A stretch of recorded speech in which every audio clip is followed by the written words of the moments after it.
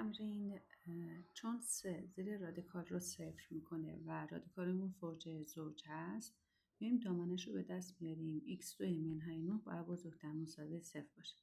پس بنابراین xمون حتما باید بزرگتر از 3 باشه.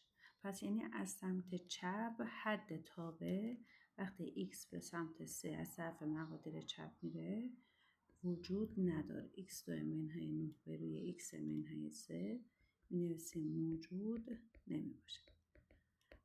حالا میخوایم حد راستش رو به دست بیاریم. حد رادیکال x2 منهای 9 به روی x منهای 3 x داره به سمت 3 بیشتر میره. اولین کاری که میکنیم جایگذاری میکنیم. اگه جایگذاری بکنیم 0 صفرم میشه. 0 صفرم که باشه باید ما رفع ابهامش رو انجام بدیم. برای رفع ابهام x2 منهای 9 x منهای 3 x داره به سمت 3 بیشتر.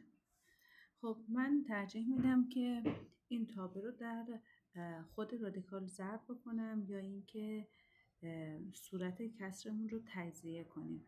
میتونم بنویسم x منهای 3 در x به اضافه 3 پایینم که x منهای 3.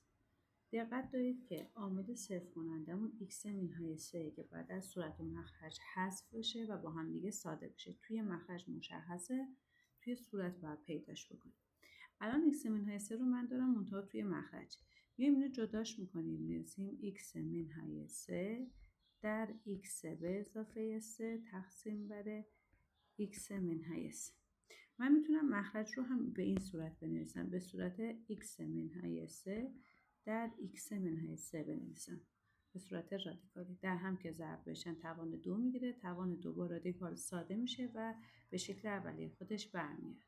یکی از این x منهای 3 با این x منهای 3 بالا ساده میشه. پس بنابراین داریم حد رادیکال x به اضافه 3 به روی رادیکال x منهای 3 x داره به سمت 3 بیشتر میره. جایگذاری که بکنید میشه رادیکال 6 به روی 0 بیشتر.